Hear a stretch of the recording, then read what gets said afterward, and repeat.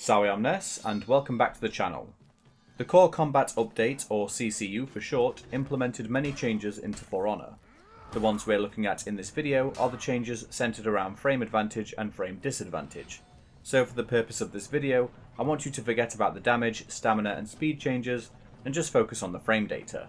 Just to be clear that we're all on the same page, as a general rule, ending your attack chain with a light attack will leave you at frame disadvantage, and ending your attack chain with a heavy attack will leave you at frame advantage. The first part of this video will explain and demonstrate how this works, and also how you can use the new changes to combat light attack happy opponents, or light spam. The second part of the video will address the inherent rules of frame advantage and disadvantage, and how they should be applied, and how some characters are either breaking or exceptions to these rules. Now, I use the term breaking rules loosely, but basically what I mean is that with the help of some friends, I tested various finishes characters had, including sprinting attacks, zone attacks on both hit and block, and bash confirms to see whether or not they were advantage, disadvantage, or no advantage. The way this is done is by having both parties try to mash out a light attack as quick as possible after the finisher is used. I recommend you do this with your hero of choice, so you know when it's your or your opponent's turn to attack. First, let's have a look at frame advantage in action, how it should be applied via light chain finishes and heavy chain finishes, and how you can use this knowledge alongside dodging in between light chains to defeat opponents who are light spamming you. Contrary to what I've seen all over YouTube and Reddit regarding light spam, it's not actually worse, and it is easy to deal with, provided that you know how. It is harder to react to now, but that was the point of the update. Countering light spam doesn't need solid reactions, just bold reads and game knowledge. The developers do need to demonstrate how to do this within their game's training modes to ensure everyone can see it, but for now you have this video and probably many others like it. What you are seeing on screen now is me getting hit by a 3-hit light chain. The important part is the finisher. When hit by a light finisher, the attacker is left at frame disadvantage, and thus when both my PK and the enemy Orochi attempt a light attack at the same time, PK wins the exchange and hits first. If you look closer at the Orochi, you'll see that an indicator briefly appears indicating that the opponent is attempting to attack again immediately afterwards. The reverse is true with heavy finishers. Here, the Orochi hits Peacekeeper with a heavy finisher, and immediately after, both PK and Orochi throw out a light attack. The difference here though is Orochi is now frame advantage, meaning that he hits first. This is what frame advantage is in For Honor. It's similar to what other fighting games would refer to as plus or minus frames. By paying attention to what attack your opponent used last, you will know if you can attempt to start your own offense, or you have to respect that your opponent is at advantage, and thus is still their turn to attack. Frame advantage also applies for blocked attacks. In this clip, PK blocks Orochi's light, and both heroes attempt to light at the same time. Since light attacks are frame disadvantaged, and the block ended the chain, Peacekeeper hits first. Just as blocked lights are frame disadvantage, blocked heavy finishers are frame advantage. In this clip, you'll see that Orochi hits Peacekeeper as both heroes attempt to attack one another. But that's not all we have to combat light spam. With all chain attacks effectively being delayed, you can dodge out of light attack strings. If your hero of choice has a dodge attack, that's just one more option you have at your disposal to combat light attack enthusiasts. However, because of the recovery and startup time of dodges, it's not possible to dodge 2 light attacks in a row. In this clip, I dodged the second strike of Orochi's 3-hit light chain and get hit when attempting to dodge the third attack. Though it's hard to see from the footage, I attempted to dodge to both sides and backwards during this test. The exception here is deflects. For those of you who don't know, if you deflect an attack and don't use a follow-up, you recover almost instantly. This will allow you to dodge another time. So dodging in the middle of a light string means you'll have to defend yourself another way if you didn't use a dodge attack. Your recoveries will allow you to block and parry as normal, and for assassins, deflect startup happens before iframes, so you can attempt to deflect also. I hope this has been helpful to those struggling to deal with light attacks since the Core Combat update. Expanding your game knowledge is just as important as execution. In this next section, I'm going to be showcasing some examples of finishers. Ubisoft did not state that every single finisher behaves the way frame advantage would dictate. There are a lot of cases where you'll need to be aware of when characters are at advantage, disadvantage, or no advantage. This will be demonstrated by characters trading.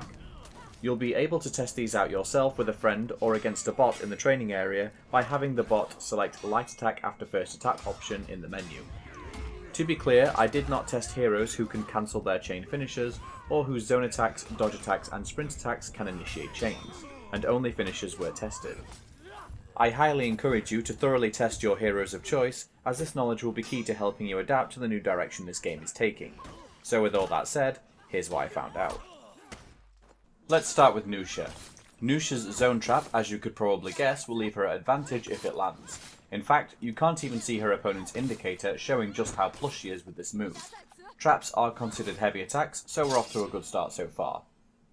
Letting the zone fly will also keep Nuxia at advantage, though you will have to move towards your opponent due to the pushback it causes. When blocked though, things get a little trickier.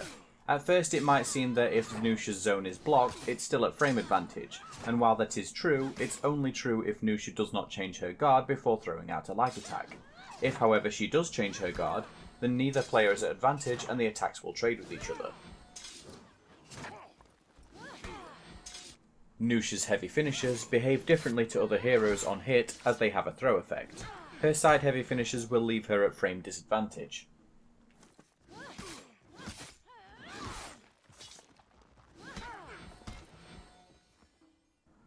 Top heavy finishers, however, are at frame advantage, meaning Nuxia is plus. However, this comes with a caveat just like the zone attack, she's not allowed to change her guard to remain at frame advantage. If she does, her attacks will trade with her opponent.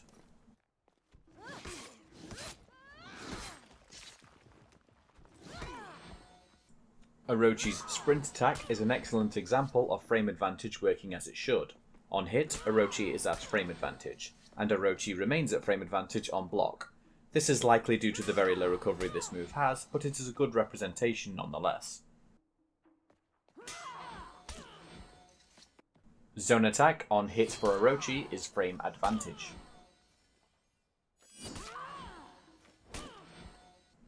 On block, however, it's frame disadvantage.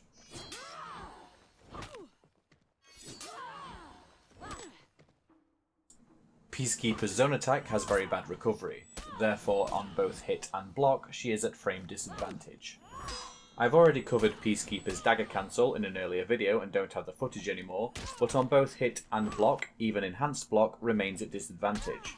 Deep Gouge, on the other hand, which is the dagger cancel after a heavy attack, is at frame advantage.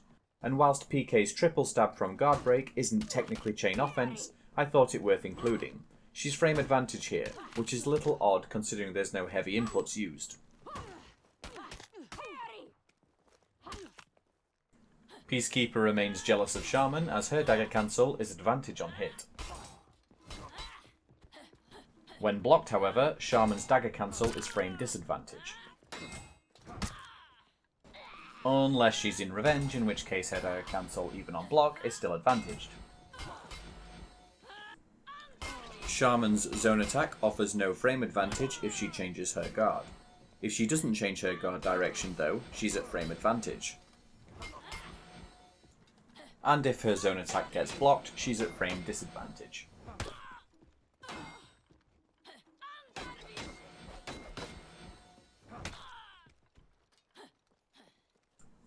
For some more proof of not all attacks being created equally, Lawbringer's zone attack is notorious for its very generous recovery time.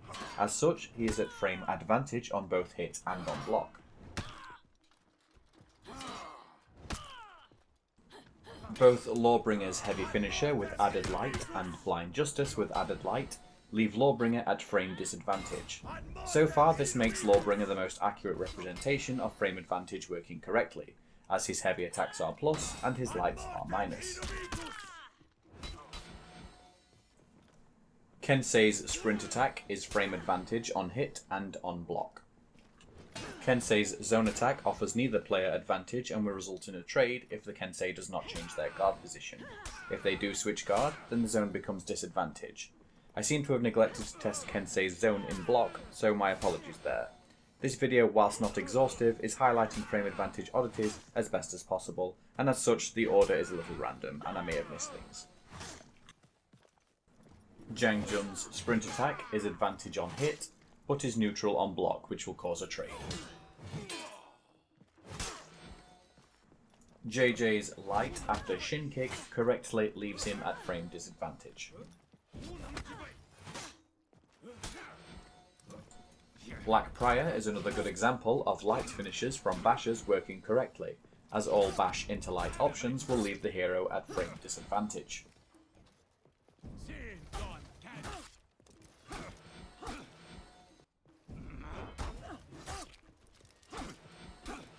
Not all bash into light finishes are behaving as they should, however.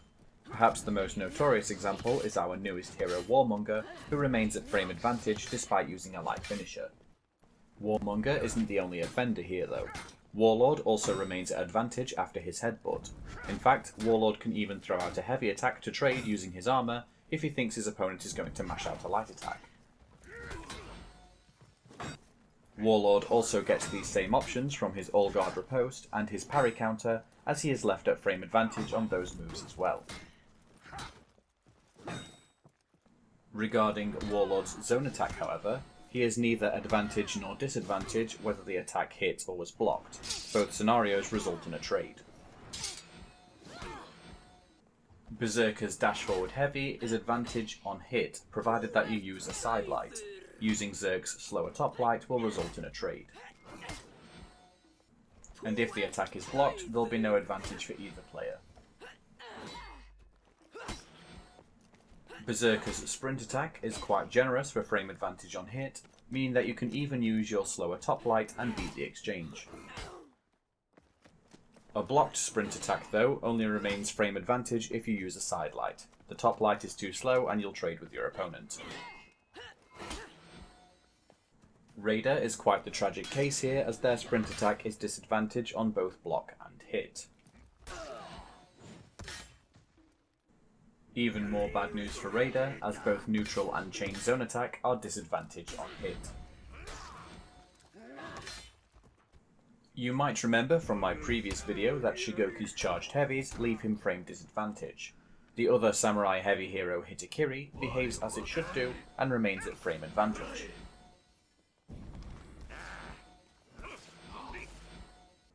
Hitokiri's dodge forward heavy attack also follows frame advantage rules exceptionally well. Hitokiri is at frame advantage whether the attack hits the opponent or it is blocked.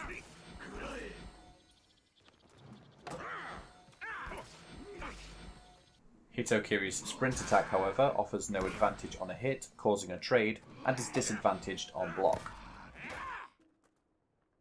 Zone attack behaves exactly the same. No advantage on hit and disadvantage on block.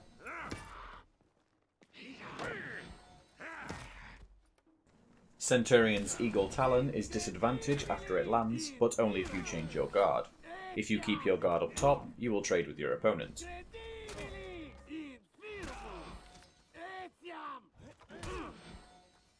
Shaolin's Superior Light from Chi stance is advantage if it hits, whilst Sun Kick correctly is at disadvantage.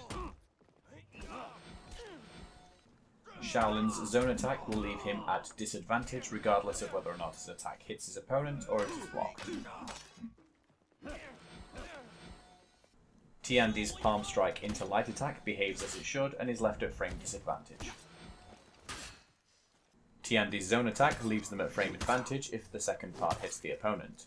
If the second part is blocked, however, a trade will occur as neither player has advantage. Valkyrie ticks all three boxes. If her zone hits, she's frame advantage.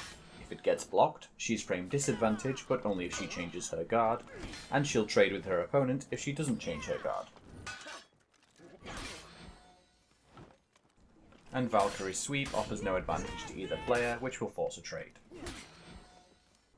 Shugoki's sprint attack will leave him at frame disadvantage on both hit and block.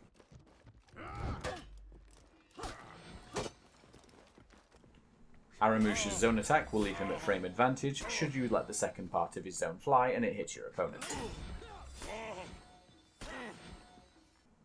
Aramusha's sprint attack will leave him at frame advantage if it hits, and there'll be no advantage causing a trade if it is blocked. Aramusha's secondary sprint attack Befuddle behaves exactly the same way, advantage on hit and no advantage given on block. This one should come as a no-brainer and a good exception to the rule, but Highlander's offensive form lights have a very short recovery, so you shouldn't be challenging them. Jormungandr's Hammer Slam is frame disadvantage if you change your guard direction. If you do not change your guard direction, however, there is no advantage granted and you will trade with your opponent.